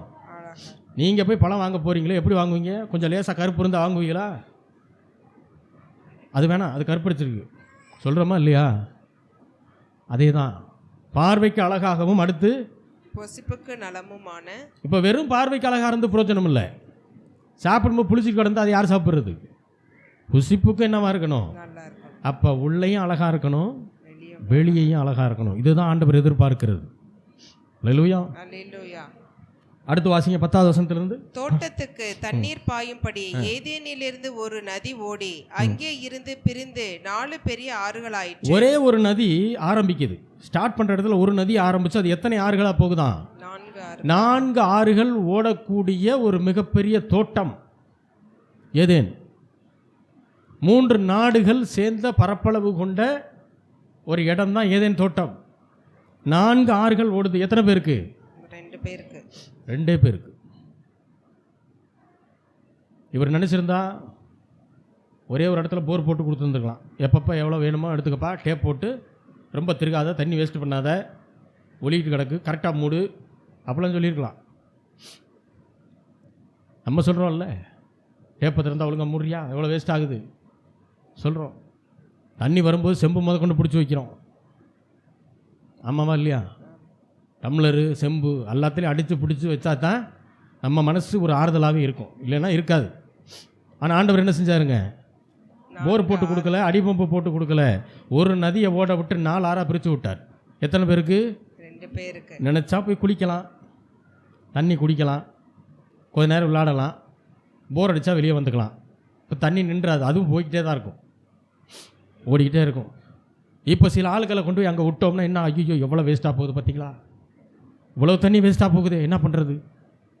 முதல்ல மைண்டு மாறணும். சின்ன மைண்டு பூரா கர்த்தருக்கு ஏற்ற வகையில் பெரிய மைண்டாக மாறணும். அப்போ தான் ஆசீர்வாதத்தை என்ன செய்ய முடியும்? பெற முடியும். அல்லேலூயா. ஆண்டவர் டெய்லி 1 மணி நேரம் இருப்பா, பிடிச்சி வச்சுக்க அப்படிலாம் சொல்லலை. அது ஓடிக்கிட்டே இருக்கும் 24 மணி நேரமும். நீ தூங்கலாம், முழிச்சிருக்கலாம், போய் தண்ணி குடிக்கலாம், குளிக்கலாம், என்னமும் செய்யலாம். இதுதான் ஆண்டவர். சிலருடைய பார்வைக்கு இது ரொம்ப ஆடம்பரமாக தெரியலாம், அவருடைய பார்வைக்கு இது பத்தாது. மனிதன் இன்னும் நல்லா இருக்கணும்னு விரும்புகிறார். அடுத்து வாசிங்க. முதலாம் ஆற்றுக்கு பைசோன் என்று பெயர். முதலாம் ஆற்றுக்கு பெயர் என்ன? பைசோன். அது ஆவிலா தேசம் முழுவதையும் சுற்றி ஓடும். அவ்விடத்திலே பொன் விளையும். என்ன விளையுமா? ஆவிலா தேசத்தில் என்ன விளையுதான்? பொன் விளையுது. பொன் விளையுமா? பொண்ணை விளைய வச்சது யாரு? ஆண்டவர். நான் கூட பொண்ணுன்னு இது ஏதோ செடி கிடியாக இருக்குமோன்னு நான் நினச்சேன். அப்புறம் இங்கிலீஷ்லேயும் பார்த்தேன், கோல்டுன்னு தான் வருது, பியூர் கோல்டு. அடுத்த வசனம் வாசிங்க. அந்த தேசத்தின் பொன் நல்லது. அந்த gold of that land is good, அப்படிதான் வருது. அந்த தேசத்தின் பொன் நல்லது. அடுத்து அவ்விடத்திலே பிதோலோகும் கோமேதக கல்லும் உண்டு. பொன்னை வந்து நல்லதுங்கிறார். ஆவிலா தேசத்தை சுற்றி ஓடுகிற, சுற்றி விளையக்கூடிய பொண்ணை ஆண்டவர் சொல்றாரு, அந்த தேசத்தின் பொன் நல்லது. நல்ல பொண்ணாக இருக்கனால தான் தூக்கி என்ன பண்ணிட்டார்? பரலோகத்தில் ரோடு போட்டு வச்சிருக்காரு. அல்லேலூயா. அல்லேலூயா. அடுத்து வாசிப்போம். 2ஆம் ஆற்றுக்கு கீகோன் என்று பெயர். அது எத்தியோப்பியா தேசம் முழுவதையும் சுற்றி ஓடும். 3ஆம் ஆற்றுக்கு இதக்கேல் என்று பெயர். இது அசீரியாவுக்கு கிழக்கே ஓடும். 4ஆம் ஆற்றுக்கு ஐப்ராத் என்று பெயர். தேவனாகிய கர்த்தர் மனுஷனை ஏதேன் தோட்டத்தில் அழைத்து கொண்டு வந்து அதை பண்படுத்தவும் காக்கவும் வைத்தார். பைசோன்ற ஆறு ஓடுது, அதை ஆவிலா தேசத்தை சுற்றி ஓடுது. அந்த ஆவிலா தேசத்தில் பொன் விளையுது. அந்த பொண்ணு நல்லதுன்னு வேற சொல்றாரு. இதை சொன்னதுக்கு ஒரு அம்மா கோச்சுக்குச்சு, அது எப்படி பொண்ணு நல்லதுன்னு சொல்லலாம்? நானா சொன்னேன்? பைபிள் நானா எழுதுனேன்? பைபிளில் இருக்கிறத காமிச்சேன். ஆவிலா தேசத்தினுடைய பொண்ணு என்னவா? நல்லது. ஆண்டவர் சொல்றாரு பொண்ணு நல்லதுன்னு. சிலர் சொல்றாங்க அதெல்லாம் பிசாசு. எது? தங்கத்தை பிசாசுங்கிறது. பிசாசுனா அதை எதுக்கு பரலோகத்தில் வைக்கணும் ஆண்டவர்? அப்போ என்ன அர்த்தம்னா, அந்த நேரத்தில் அந்த வெளிப்பாடு இல்லை அவர்களுக்கு. வெளிப்பாட்டின் அறிவோடு ஒவ்வொன்றையும் புரிந்து கொள்ள வேண்டியது அவசியம், பேச வேண்டியது அவசியம். அதுதான் நம்ம சொல்கிறோம். அல்லேலூயா. இப்போ இத்தனை செஞ்சுட்டுங்க 15ஆம் வசனத்தில் சொல்கிறார், தேவனாகிய கர்த்தர் மனுஷனை ஏதேன் தோட்டத்தில் கொண்டு வந்து வச்சுட்டு என்ன செஞ்சாராம்? ஃபஸ்ட்டு மனுஷன்ட்ட ஆண்டவர் ஆசீர்வாதத்தை பேசுகிறாரு, ஆசீர்வதிக்கிறார். ரைட்டுங்களா? முதல்ல ஆசீர்வாதம் தான் வருது. ரெண்டாவது தான் என்ன வருது? வேலை வருது. ஆண்டவர் என்ன பண்ணார்? நிறைய பேர் சொல்கிறாங்க இந்த வேலை பார்த்ததுனால ஆசீர்வதிக்கப்பட்டேன். கிடையாது, அதெல்லாம் கிடையாது. ஆசீர்வதிக்கப்பட்டதுனால இந்த வேலையை நீங்கள் பார்த்துக்கிட்டு இருக்கீங்க. அல்லேலூயா. அல்லேலூயா. முதல்ல ஆசீர்வாதம் வருது, ரெண்டாவது தான் வேலை. வேலை வருது. அடுத்து ஆதியாகமம் 2வது அதிகாரம் 16 முதல் 24 தொடர்ந்து வாசி. தேவனாகிய கர்த்தர் மனுஷனை நோக்கி, நீ தோட்டத்தில் உள்ள சகல விருட்சத்தின் கனியையும் புசிக்கவே புசிக்கலாம், ஆனாலும் நன்மை தீமை அறியத்தக்க விருட்சத்தின் கனியை புசிக்க வேண்டாம், அதை நீ புசிக்கும் நாளிலே சாகவே சாவா என்று கட்டளையிட்டார். பின்பு தேவனாகிய கர்த்தர் மனுஷன் தனிமையாய் இருப்பது நல்லதல்ல, ஏற்ற துணையை அவனுக்கு உண்டாக்குவேன் என்றார். தேவனாகிய கர்த்தர் வெளியின் சகல மிருகங்களையும் ஆகாயத்தின் சகலவித பறவைகளையும் மண்ணிலே உருவாக்கி ஆதாம் அவைகளுக்கு என்ன பெயரிடுவான் என்று பார்க்கும்படி அவைகளை அவனிடத்தில் கொண்டு வந்தார். அந்தந்த ஜீவ ஜந்துக்கு ஆதாம் எந்தெந்த பெயரிட்டானோ அதுவே அதற்கு பெயராயிற்று. அப்படியே ஆதாம் சகல வித நாட்டு மிருகங்களும் ஆகாயத்து பறவைகளையும் சகலவித காட்டு மிருகங்களுக்கும் பெயரிட்டான். ஆதாமுக்கோ ஏற்ற துணை இன்னும் காணப்படவில்லை. அப்பொழுது தேவனாகிய கர்த்தர் ஆதாமுக்கு அயர்ந்த நித்திரை வரப்பண்ணினார். அவன் நித்திரை அடைந்தான். அவன் விலா எலும்பில் ஒன்றை எடுத்து அந்த இடத்தை சதையால் அடைத்தார். தேவனாகிய கர்த்தர் தாம் மனுஷனில் எடுத்த விலா எலும்பை மனுஷியாக உருவாக்கி அவளை மனுஷனிடத்தில் கொண்டு வந்தார். அப்பொழுது ஆதாம், இவள் என் எலும்பில் எலும்பும் என் மாம்சத்தில் மாம்சமாய் இருக்கிறாள், இவள் மனுஷனில் எடுக்கப்பட்டபடியால் மனுஷி எனப்படுவாள் என்றான். இது நிமித்தம் புருஷன் தன் தகப்பனையும் தன் தாயையும் விட்டு தன் மனைவியோடு இசைந்திருப்பான், அவர்கள் ஒரே மாம்சமாய் இருப்பார்கள். இப்போ ஆண்டவர் மூன்றாவதாக ஒரு காரியத்தை சொல்றாரு. என்ன சொல்றாருன்னா 16வது வசனத்தில், கர்த்தர் மனுஷனை நோக்கி, நீ தோட்டத்தில் உள்ள சகல விருட்சத்தின் கனியையும் புசிக்கவே புசிக்கலாம், ஆனாலும் நன்மை தீமை அறியத்தக்க விருட்சத்தின் கனியை என்ன செய்ய வேண்டாம். அப்போ மூன்றாவது தான் கட்டளையே கொடுக்குறாரு. முதல்ல ஆசீர்வதிச்சிடுறாரு, ரெண்டாவது வேலையை கொடுக்குறாரு, மூன்றாவது தான் என்ன வருதுங்க, கட்டளை. நிறைய பேர் என்ன நினைக்கிறாங்கன்னா, நம்ம கட்டளையை முதல்ல கொடுத்துடுறாரு, நம்ம அதுக்கு கீழ்ப்படிஞ்சு நடக்கும்போது என்ன வந்துடுது அப்படின்னு நினைக்கிறோம். ஆனால் உண்மையிலே ஆண்டோடைய சிஸ்டம் வேறு. நம்மை ஆசீர்வதித்து விட்டு நமக்கு போரடிக்குமேன்னு ஒரு வேலையை கொடுத்துட்டு, சில சொல்கிறாங்க வேலை செய்கிறது எப்படியா, வேலை செய்கிறது நல்லது. நீங்கள் எவ்வளோ பெரிய ஆப்ரேஷன் பண்ணிவிட்டு வேணால் வாங்கலேன், எலும்பு ஏதோ உடஞ்சிருச்சு ஆப்ரேஷன் பண்ணிவிட்டு வந்தால் கூட டாக்டர் சொல்கிறது என்ன தெரியுமா, உடனே என்ன செய்யுங்க, எந்திரிச்சு நடக்க முயற்சி பண்ணுங்க, அப்படின்னா வேலை செய்யுங்கன்னு அர்த்தம். அப்போ தான் அந்த எலும்பு என்ன செய்யும், திரும்ப சரியாக கூடும். நீங்கள் வேலை செய்யாமல் விட்டிங்கன்னா அது கூடாது. அப்போ வேலை ஆசீர்வாதம். அல்லேலூயா. ஃபர்ஸ்ட் ஆசீர்வாதம் வருது, ரெண்டாவது வேலை வருது, மூன்றாவது தான் கட்டளை வருகிறது. இப்போ ஆண்டவர் இதெல்லாம் சொல்லிட்டு, மனுஷன் தனிமையாக இருப்பது தனியாக இருக்கிறது வேற, தனிமையாக இருப்பது வேற, ரெண்டுக்கும் அர்த்தம் புரிஞ்சுக்கணும். தனியாக இருக்கிறதுனா, இப்போ ஒரு வேளை இப்போ நானும் என் மனைவி இருக்கிறோம், நான் வந்து வீட்டில் ப்ரேயரில் இதில் ஒன்றில் இருக்கிறேன், என் மனைவி ஏதோ ஒரு காரியத்துக்காக வெளியே போயிட்டாங்க அப்படின்னா நான் தனியாக இருக்கேன்னு அர்த்தம், நான் தனிமையாக இல்லை. புரியுதா உங்களுக்கு?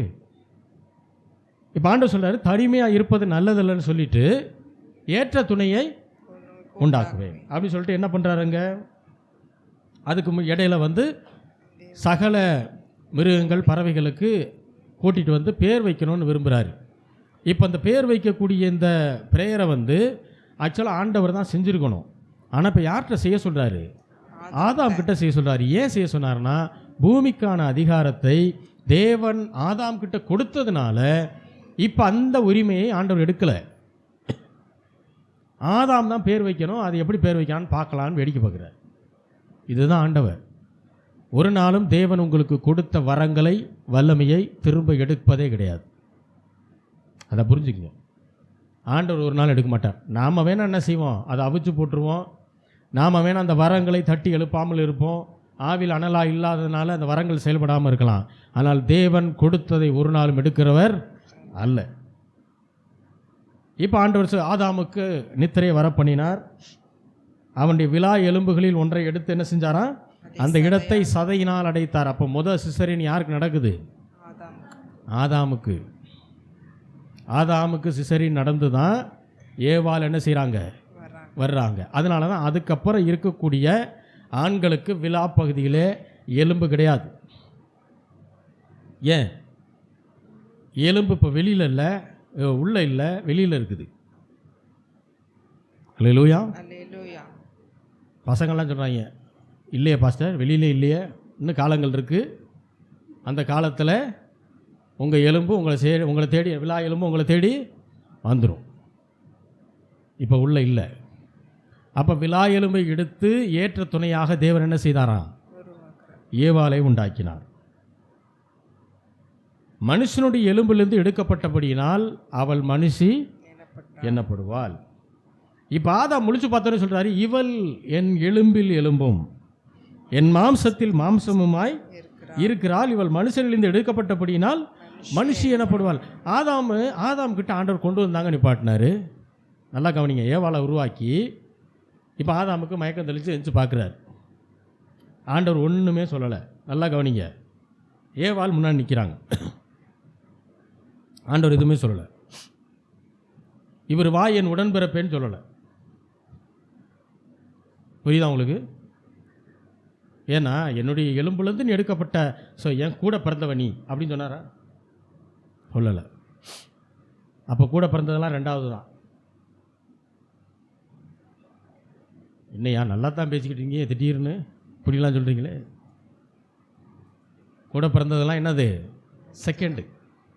ஃபஸ்ட்டு யார்? அப்போ மனிதர்களுக்குள்ளே கம்பேர் பண்ணிங்கன்னா முதல்ல உங்கள் கணவர் அல்லது உங்கள் மனைவி.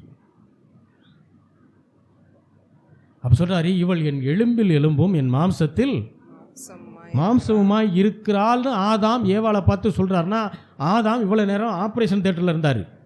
எப்படி இந்த அறிவு வந்துச்சு? பார்த்தோன்னே எப்படி இதை சொல்ல முடியும்? வேற உறவை சொல்லியிருக்கலாம். நான் சொன்ன மாதிரி தங்கச்சின்னு சொல்லியிருக்கலாம், அக்கான்னு சொல்லியிருக்கலாம், அம்மான்னு கூட சொல்லியிருக்கலாம். நிறைய பேருக்கு அது ரொம்ப வசதி. நீ எனக்கு அக்கா இல்லை, அம்மா. எதையும் கேட்க மாட்டான். அதே அக்கா சொல்கிற ஒரு வார்த்தையோட கேட்க மாட்டான். ஆனால் என்ன டைலாக்கு? அது எனக்கு வயசில் சின்னது தான், ஆனால் எனக்கு அம்மா மாதிரி. சென்டிமெண்ட் பேசி பேசியே என்ன செய்கிறது? வீணாக போகிறது. சொல் பேசி கேட்டாலே அக்கா அக்காவாக இருப்பாங்க, தம்பி தம்பியாக இருப்பான். அது கேட்குறது இல்லை. சிலர் அம்மாவை ஏமாத்துறது. எனக்கு என்ன கிடச்ச அம்மா மாதிரி யாரும் கிடையாது. கேட்டிருக்கீங்களா? நீ எத்தனை அம்மாவை போய் பார்த்த? அது போய் சொல். இன்னும் சிலர் எனக்கு அமைஞ்ச மனைவி மாதிரி யாரும் கிடையாது. அப்போ அடுத்து அதே கேள்வி தான் வரும். அதாவது என் மனைவி, பைபிளில் குணசாலியான ஸ்திரீ அதை பற்றி எழுதும்போது அதில் வரும் வசனம், அநேகம் பெண்கள் குணசாலிகளாக இருந்தது உண்டு, ஆனால் நீயோ அவர்கள் எல்லாருக்கும் மேற்பட்டவள். அதுதான் சரியான வார்த்தை. இந்த உலகத்திலே உன்னை மாதிரி குணசாலியான ஸ்திரீ யாரும் கிடையாது அப்படின்னு அவர் சொல்லவே இல்லை. அவர் சொல்கிறாரு, நிறைய பேர் குணசாலிகளாக இருக்காங்கப்பா, ஆனால் அவங்க எல்லாத்தையும் காட்டிலும் நீ யார்? என்னை பொறுத்த வரைக்கும் நீ மேன்மையானவள். இப்போ மற்றவங்களையும் அக்செப்ட் பண்ணுறாரு. அதே நேரத்தில் தன்னுடைய மனைவியாகிய குணசாலியான ஸ்திரியை உயர்த்தி பேசுகிறார். அதுதான் சரியான ஸ்டேட்மெண்ட்டு. ஆனால் நம்மளால் என்ன பண்ணோம்? உலகத்திலே இது எத்தனை உலகத்தை போய் பார்த்துன்னு தெரியல. தமிழ்நாட்டை தாண்டி இருக்காது. ஆனால் சொல்கிறது என்னது? உலகத்திலே இவங்கள மாதிரி யாரும் கிடையாது. பொய். வார்த்தைகளில் கவனம் இருக்கும், கவனமாக பேசணும். அல்லேலூயா, அல்லேலூயா. அப்போ ஆண்டவர் கொடுக்குற கட்டளை மூணாவதாக வருது. இவள் என் எலும்பிலிருந்து எடுக்கப்பட்டபடியினால், மனுஷனிலிருந்து எடுக்கப்பட்டபடியினால் இவள் மனுஷி எனப்படுவாள். அடுத்து சொல்கிறார், இது நிமித்தம் புருஷனானவன் தன் தகப்பனையும் தன் தாயையும் விட்டு தன் மனைவியோட. ஏன்னா அந்த காலத்தில் இருந்து பெண்கள் தான் பிறந்த வீட்டை விட்டுட்டு எங்கே வந்து வாழ்கிறாங்க? நீங்கள் ஈசாக்கினுடைய காலத்துலேயும் நீங்கள் அதை பார்க்கலாம். ரெபேக்காள் அவங்க பிறந்த வீட்டை விட்டுட்டு எங்கே வர்றாங்க? கணவருடைய வீட்டுக்கு வர்றாங்க. அதனால தான் வசனம் இப்படி சொல்லுது, எப்பா உன்னைய தேடி வர்றா, உங்கூட வாழ்க்கை நடத்த வர்றா, நீ என்ன பண்ணு? தகப்பனையும் தாயையும் விட்டு யார் கூட இருக்கணுமா? மனைவியோடு இசைந்திருக்க வேண்டும். இதே தான் மனைவிமார்களுக்கு. என்ன இந்த காலகட்டத்தில் அதையும் சொல்ல வேண்டியதாக இருக்குது. நீங்கள் உங்கள் தகப்பனையும் உங்கள் தாயையும் விட்டு யாரோட இணைஞ்சிருக்கணும்? உங்கள் கணவரோடு இணைஞ்சிருக்கணும். டெய்லி போன போட்டு பேசிகிட்டே இருக்கக்கூடாது. அம்மாவுக்கு, அம்மா இங்கே எது நடந்துச்சுமா, இன்றைக்கி சுண்டல் குழம்பு வச்சேம்மா, அந்த குழம்பு வச்சேம்மா, அதை ஏண்டி வச்ச, இதை ஏண்டி வச்சு, இப்படி பண்ணு, அவருக்கு அதான் பிடிக்கும். கடைசியில் இவங்க வாழ்க்கை இவங்க வாழ போகிறதில்ல. யார் தான் வாழ்கிறா? இவங்க அம்மா வாழ்ந்துக்கிட்டு இருப்பாங்க. அங்கே அவளுக்கு பிடிச்ச கலரில் சோஃபா இருக்கும், அவளுக்கு பிடிச்ச கலரில் கர்டன் இருக்கும், அவளுக்கு பிடிச்ச டிவியை தான் அவங்க வாங்கியிருப்பாங்க. இவங்க வாழ்க்கை இவங்க யாரும் என்ன செய்யறதில்ல, வாழ்கிறதில்ல. கணவன் மனைவி ஆகிட்டாங்கன்னா அவங்க வாழ்க்கை அவர்கள் தான் என்ன செய்யணும், தேவ ஞானத்தோடு வாழணும். அல்லேலூயா. இல்லையா, நாங்கள் எதுக்குன்னா நாங்கள் ஒரு அக்கறையில் தான் நாங்கள் பேசுகிறோம். நாங்கள் அவங்க ஏதாவது தப்பு பண்ணட்டும், தப்பு பண்ணி தெரிஞ்சுக்கட்டும். ஏன் உங்கள் அம்மா அவர்களுடைய வாழ்க்கையில் அவங்க தப்பே பண்ணலையா? அவங்களுடைய தாத்தா, உங்கள் தாத்தா பாட்டியுடைய வாழ்க்கையில் அவங்க எந்த தப்பும் பண்ணலையா? நிறையா விஷயங்கள் தவறு பண்ணி தான் திருத்திக்கிட்டாங்க. அனுபவ அறிவு வரட்டும். அவர்கள் கணவன் மனைவியுடைய வாழ்க்கையை அவங்க தான் வாழணும். இவங்களுடைய அவங்களுடைய பேரண்ட்ஸோ என்ன செய்யக்கூடாது, அது வாழக்கூடாது. அல்லேலூயா. ஆண்டவராகிய எதுக்கு இதெல்லாம் சொன்னேன்னா, அவர் மணவாளன், நாம் யார்? மணவாட்டியாகிய சபை. மணவாளனுடைய பார்வையிலே மணவாட்டியாகிய சபை அலங்காரமாக இருக்கணும். அதுதான் அவருக்கு மகிமை. அல்லேலூயா, அல்லேலூயா. அதனால தான் ஆண்டவர் சொல்கிறாரு, பைபிள் முழுக்க நீங்கள் பார்த்தீங்கன்னா, பயப்படாதேன்வர், கவலைப்படாதேன்வர், குறைவிலே இருக்காதன்வர், பரிபூர்ணம் உள்ளவனாய் மாறுன்னு சொல்லுவார், விசுவாசத்தை காத்து கொள்ளுவார், பரிசுத்தமாக இருணுவார், ஐஸ்வர்யத்தை பெற்றுக்கொள்ளுவார், தெய்வீக ஆரோக்கியத்தில் நீங்கள் வாழணும்னு விரும்புவார். ஏன்னா இதை எல்லாவற்றையும் நமக்கு தரும்படியாகத்தான் ஆண்டவராக இயேசு கிறிஸ்து கல்வாரி சிலுவையிலே பலியாக மாறினார். அவர் நம்முடைய பாவங்களை ஏற்றுக்கொண்டார், நம்முடைய சாபங்களை ஏற்றுக்கொண்டார், நம்முடைய வியாதிகளை சுமந்தார், நம்முடைய தரித்திரங்களையும் அவர் ஏற்றுக்கொண்டிருக்கிறார். அதையெல்லாம் எதுக்கு ஏற்றுக்கொண்டார்னா, அதையெல்லாம் நாம் திரும்ப என்ன செய்யக்கூடாது, அதுக்குள்ளே சிக்கி தவிக்கக்கூடாதுன்றதான். நம்மை ஆசீர்வதிக்க வேண்டும் என்பதற்காக அவர் சிலுவையிலே சாபமானார். அல்லேலூயா. அவருடைய தழும்புகளால் தான் நாம் என்ன செய்கிறோம், குணமானோம். அந்த வசனங்களை அறிக்கை பண்ணணும். வியாதியாக இருக்கவள் அந்த வசனத்தை பிடிச்சி என்ன செய்யணும், ஜெபம் பண்ணணும். ஆபிரகாமின் ஆசீர்வாதத்தை கிறிஸ்து இயேசுவின் மூலமாக நமக்கு கொடுக்கும்படியாக ஆண்டவராகிய இயேசு கிறிஸ்து கல்வாரி சிலுவையிலே பலியானார். அது புரியணும். நாம் தாழ்ச்சி அடையாதபடிக்கு கர்த்தரே நம்முடைய மெய்ப்பராக இருக்கிறார். அல்லேலூயா. இதெல்லாம் புரிஞ்சிருச்சுன்னா நம்முடைய பாத்திரங்கள் நம்முடைய ஆண்டவராகிய இயேசு கிறிஸ்துவினால் அவருடைய கிருபையினால் நிரம்பி வழிய ஆரம்பிக்கும். ஆமென். அல்லேலூயா. இது எல்லாத்துக்கும் காரணம் கர்த்தர் நல்லவர், நீங்கள் கர்த்தரால் ஆசீர்வதிக்கப்பட்டவர்கள். நம்ம எல்லாரும் ஜெபிக்கலாம். எங்களை நேசிக்கிற நல்ல தகப்பனே, ஆண்டவராகிய இயேசு கிறிஸ்துவின் நாமத்திலும் மட்டும் வருகிறோம். பிதாவே, தேவரீர் நீர் எவ்வளவு நல்லவராக இருக்கிறீர் என்பதை ஒவ்வொரு வசனத்தின் மூலமாக நாங்கள் புரிந்து கொள்ள கர்த்தாவே கிருபை செய்திருக்கிறீர். பெருக்கத்தின் தேவன், தாராளத்தின் தேவன், ஏராளமாய் பெருகச் செய்கிற தேவன், நீர் எங்களோடு கூட இருக்கிறீர். எல்லா குறைவுகளையும் நிறைவாக்கப் போகிறீர், மீதம் எடுக்க வைக்கப் போகிறீர், நிரம்பி ஒழிகிற ஆசீர்வாதத்தினால் நிரப்பப் போகிறீர். அதற்காக நமக்கு நன்றி செலுத்துகிறோம். ஆசீர்வதியும். இயேசுவின் நாமத்தில் வேண்டிக் கொள்கிறோம் எங்கள் ஜீவனுள்ள நல்ல பிதாவே. ஆமென்.